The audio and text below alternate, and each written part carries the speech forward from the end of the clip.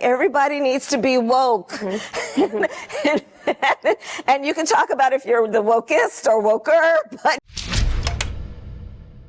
Hey everybody, welcome to this video. I appreciate you being with me. Doug Barry here. Okay, here we are, election time. Got a couple of clips to play for you. Going to do that real quick here, but before we do, let's establish something here. There's only so much we have control over. We don't know how things are going to turn out with an election. Right? This is not a political video. What this is a video to challenge us to put things in perspective so we don't lose our minds in the middle of all this craziness. Now, before I go any further, I want to encourage you to go out to whercoalition.com. Click the link in the description below. We've got a great free download for you out there. It's free. It's a free download on getting an emergency bag, something for your vehicle around the home, something that gets you started in being better prepared in a variety of ways. So again, whercoalition.com, click that link, get that free download. We are voting based on whether we like to hang out with somebody who looks like they'd be fun to have a beer with, or I don't like what this person said or tweeted. How about we look at some bigger issues, first of all? How about we look at, national security? We look at the protection of the border. We look at human life. We look at the dignity of the individual people. How about we look at whether or not babies are being slaughtered and torn apart in the wombs of their mothers? How about we look at some of those most important immoral, moral issues, right? Those issues that actually determine the stability of a society on a much deeper level than whether or not you want to hang out with somebody and have a beer, or whether or not somebody is the right skin color for you or the right gender, and they should be the president or this politician in this role, whatever it might be. How about we look deeper, all right? And then we have to also consider what we have control over and what we don't. And so we want to address that first by bringing up this clip by the VP pick from the Democrats that Kamala Harris picked, Tim Walz, and where he stands on one of the most detrimental things against a society, one of the most detrimental things against human beings anywhere. Check out this clip from Tim Walz. But we can get out there, reach out, make the case. And for one thing, don't ever shy away from our progressive values. One person's socialism is another person's neighborliness. I think it's important for us to remember that when it comes to any leader anywhere, take them at their word. Now, that doesn't mean they always mean everything that they say, but in a case like this, that they would be bold enough to say that one person's socialism is another person's neighborliness. That's really a frightening thing when you think about it. Let's look back at Cuba. We did a film called Doomed to Repeat It here at BRC. We interviewed a woman named Lala Mooney. Lala Mooney was a survivor of the Cuban dictator, Fidel Castro. She was around 19 years old or so when Castro took power back around 1959, 1960, and all the changes started to happen in Cuba. Priests were run out of the country. People were imprisoned. Lala herself, her family, they came into her living room and lined up all the kids. And she's one of, I think, 12 or so kids. Many children in that family, they were separated out. And at a certain age, some were allowed to stay and the others were all put in some form of detention or prison. And her father, in particular, was thrown into prison. Okay, Cuba is still under a socialist, communist-style government. She described what it was like when they were given one chicken for an entire family for maybe a week or so to eat. 1 cup of coffee grounds for an entire week for an entire family. In other words, the restrictions against the people, that's what socialism is. That's what it brings. Now, there are people out there who will say, oh, no, it's just a wonderful way for redistributing wealth and so forth. And let's be fair to everybody else out there. I'm not going to get into that debate and the discussion. There's a lot out there that gets into that. But let's look at the reality that this is what these leaders, and he's the governor of Minnesota right now. And if we know what happened during the BLM riots and the way he handled that there, it was horrible. Now, what about Kamala? Where does our current vice president stand when it comes to being woke or progressive? Check out this clip and what Kamala herself says on camera. Everybody needs to be woke. And you can talk about if you're the wokest or woker, but just stay more woke than less woke. Yeah. Now, that's a tough one to watch for a variety of reasons, obviously, but instead of just focusing on the delivery and her behavior on stage, especially considering she's in the position that she is in this country, let's consider exactly what she said. It's just important to be woke. Less woke, more woke, just be woke. Now, we understand what the idea of woke is. Now, my good friend, Father Richard Heilman, will say that being woke is very much like what, and I'm just going to put it out there because I think it's absolutely on point. Being woke is very much like the temptation in the garden.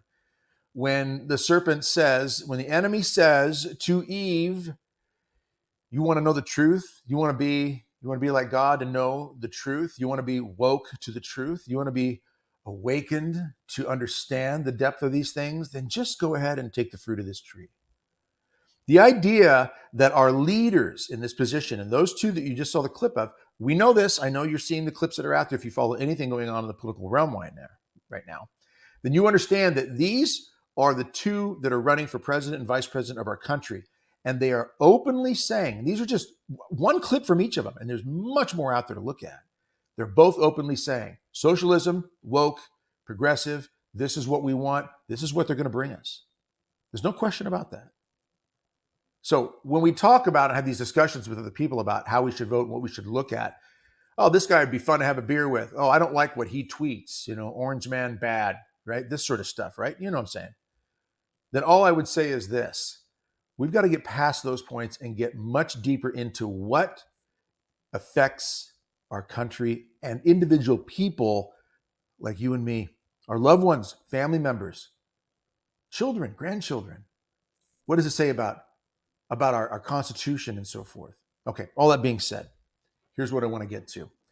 And I say this just encouraging you all to go out to our BR Coalition page and check out the material that we have. We have a great free download out there on a go bag. It's an emergency bag is what it is. Some call it a bug out bag, go bag, whatever you want, but go check it out. Click the link in the description. You'll get this free download on getting a go bag to prepare for whatever's coming. And that's my point here. We can't control this election in as much as we can't determine whether or not it's even going to be fair. Many people out there are very shaken by the last presidential election. And regardless of what side of it you were on, there was chaos in the midst of it.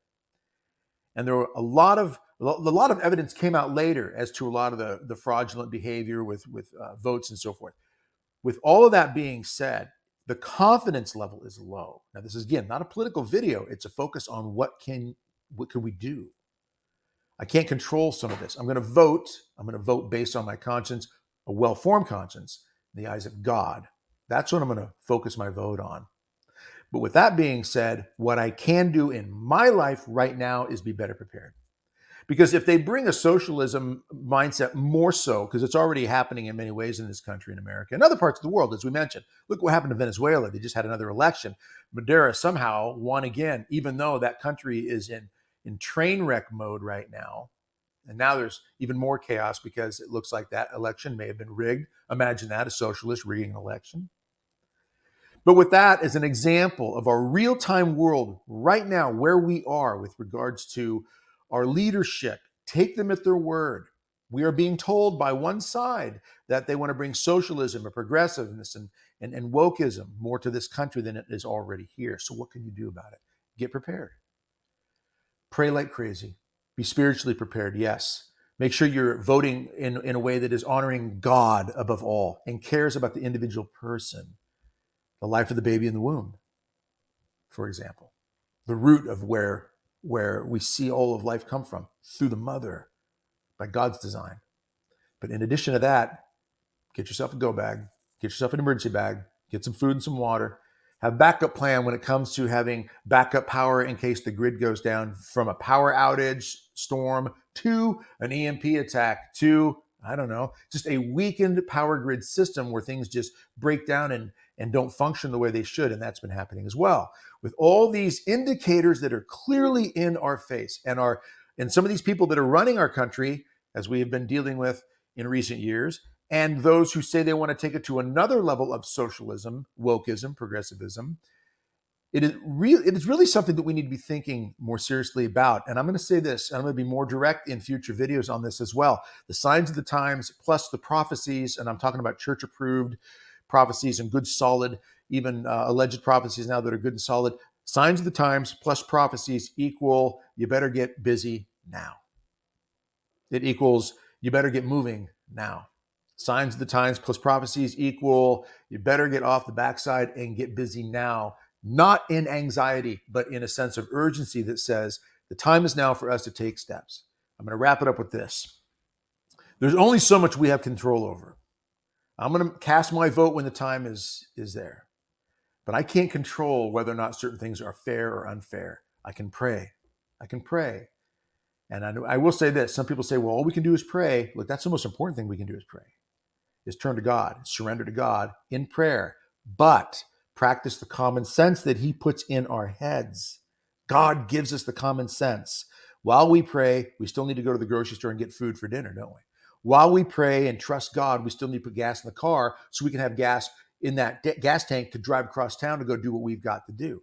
While we pray, we still need to make sure that we're paying the mortgage and taking care of those other responsibilities that God gives us, like electricity, paying the utilities and so forth. So while we pray, while we trust God, let's act in the ways that we have control over, such as preparing your home, your family, and even getting an emergency bag for your car.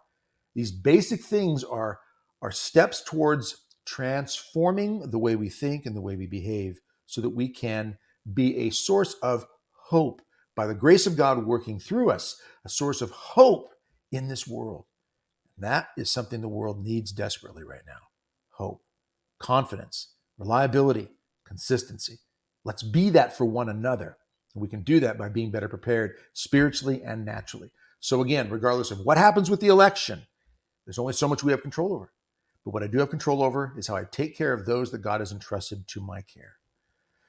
brcoalition.com. Go check it out. Get that free download for that emergency bag. It will do you good and it will help others, and share it with others as well.